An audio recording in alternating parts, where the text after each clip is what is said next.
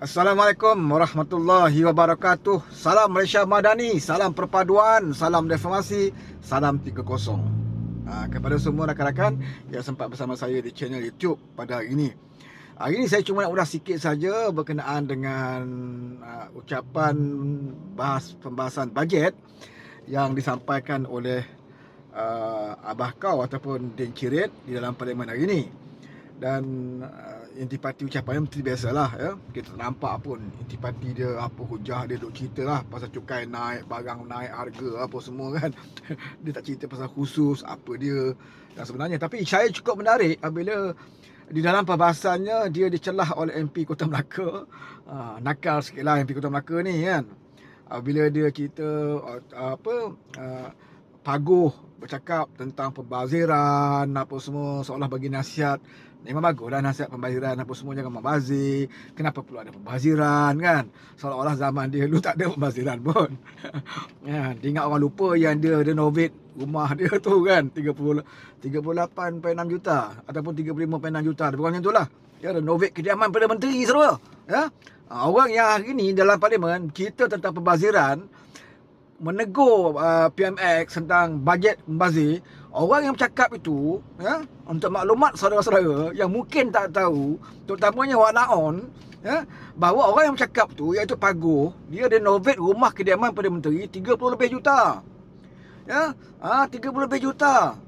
Untuk renovate, bukannya buat baru. Renovate saja 30 lebih juta. Dan orang yang bercakap itu juga adalah orang yang pun tempah Mercedes yang berharga lebih kurang 2 juta untuk digunakan oleh Perdana Menteri. Ya, itu yang untuk dia sahaja. Ya, waktu itu tidak membazir. Sebab apa tidak bazir? Sebab dia nak pakai. Kediaman resmi dia duduk, kereta dia nak pakai. Itu belum cerita lagi tentang jana wibawa, duit masuk parti, ya. Bila MP Kota Melaka tanya dia bila menantu nak balik. Kenapa menantu tak balik-balik ni? Ya, untuk membantu siasatan SPRM. Wah, dia dah koyak saudara. Ya, dan macam biasalah, macam-macam dia pun bangun, melenting-lenting semua. Oh, tarik balik, tidak ada kena-mengena kan. Memang kita pun tahu tak ada kena-mengena. Kan, cerita adalah tentang bahas bajet.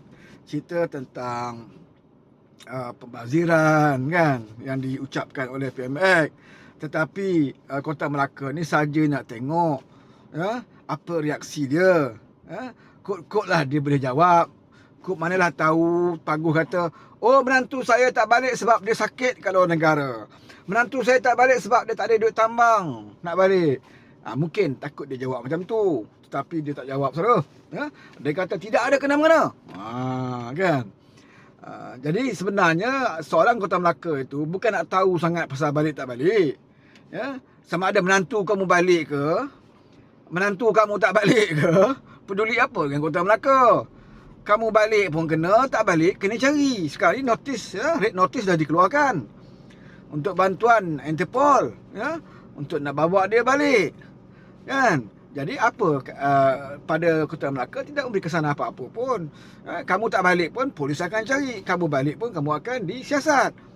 Cuma Kota Melaka nak menunjukkan kepada kita semua bahawa lakonan Paguh di dalam parlimen itu adalah satu lakonan di mana dia bercerita tentang pembaziran dan dia ingat rakyat lupa tentang apa yang dia buat.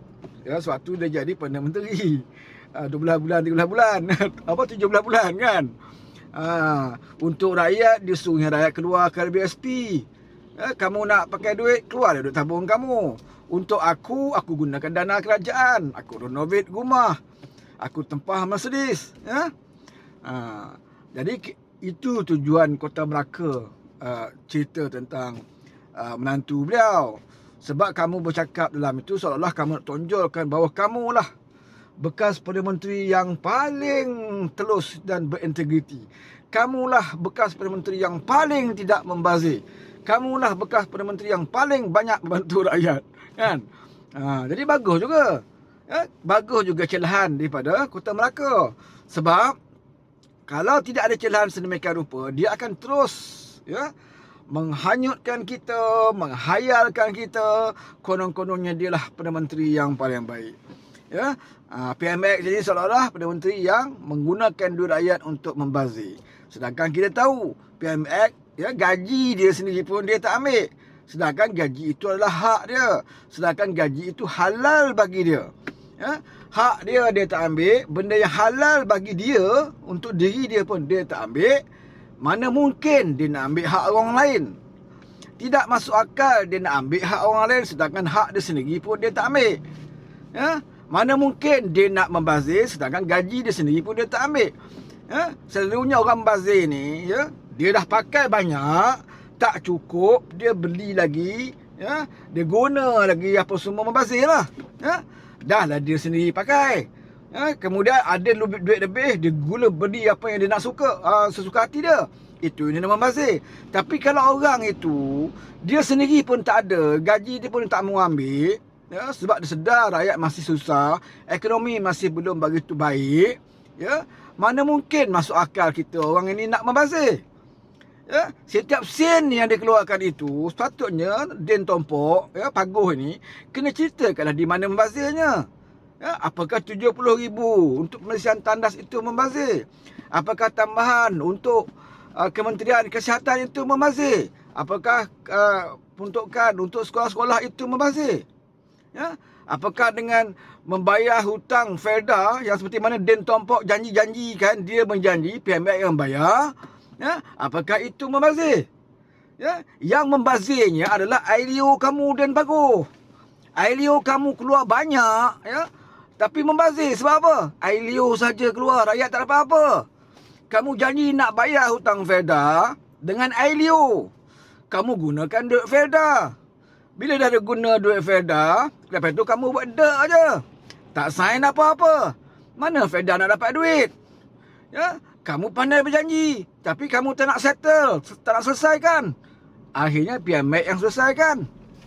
Ya, barulah Felda boleh bernapas sebab duit yang dikeluarkan untuk melupuskan hutang Felda itu, ya, ditampung semula oleh kerajaan atas kelulusan PMX. Ini yang kita nak bagi tahu kepada rakyat.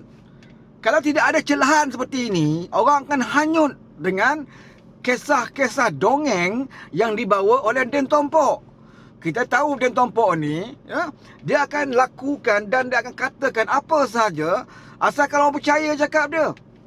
Hukum pun dia boleh main-main, saudara. Hukum agama. Kita masih ingat dia kempen di Pulai. Bagaimana dia kata kalau sokong Suhazan Kayat, ya, haram. Tengok.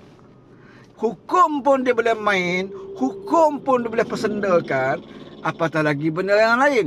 Ya, apatah lagi benda-benda melibatkan ekonomi, ya, hutang dan sebagainya. Senang-senang saja, saudara. Dia boleh pusing, dia boleh kelentong. Ya. Sedang hukum agama pun dia boleh persendakan.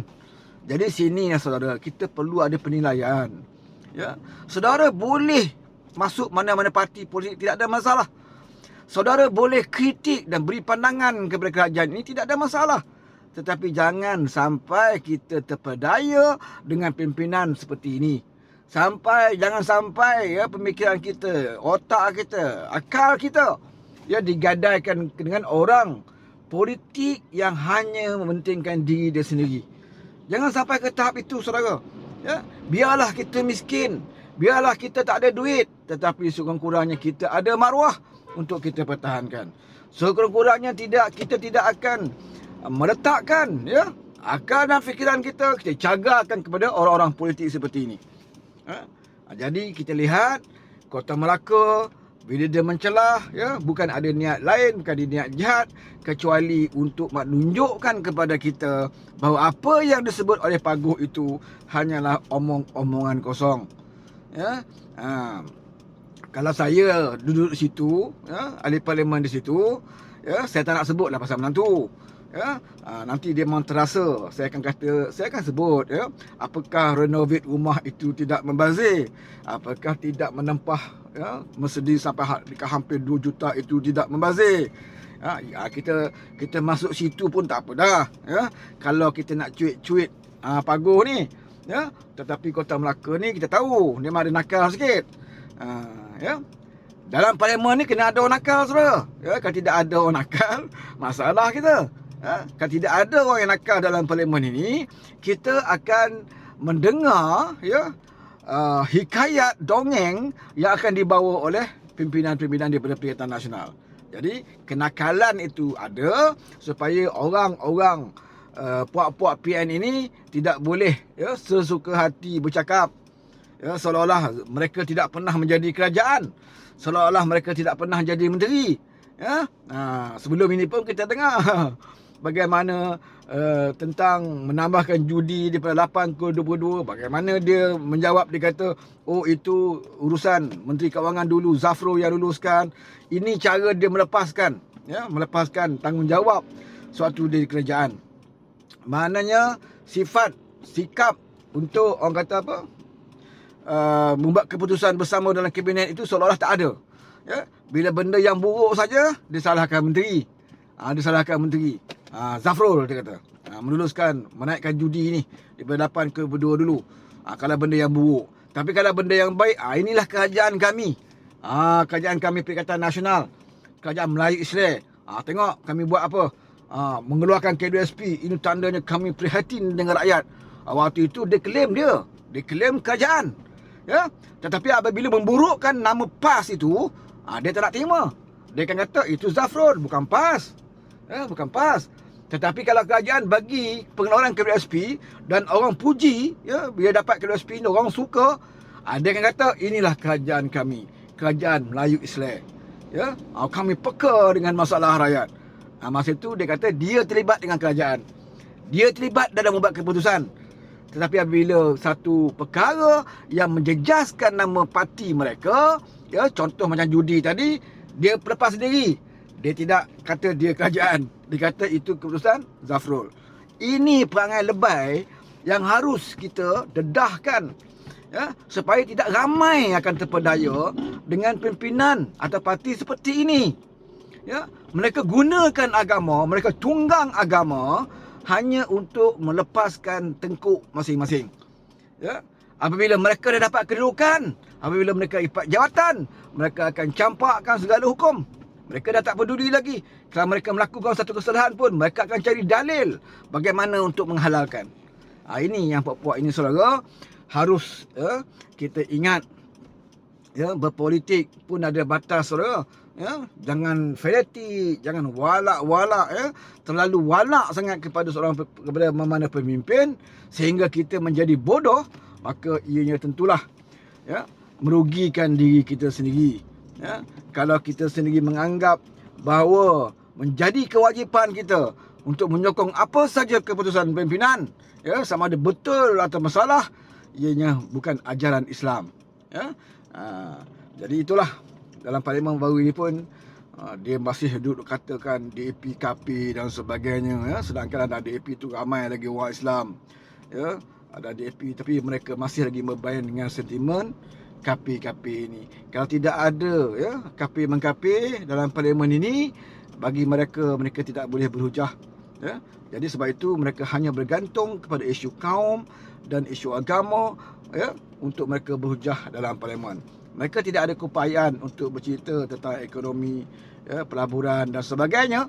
Kerana kalau mereka bercerita tentang ekonomi, sudah pasti mereka akan dilihat jauh ketinggalan daripada pemerintahan PMX. Sekian, wabillahi taufiq wal hidayah. Assalamualaikum warahmatullahi wabarakatuh.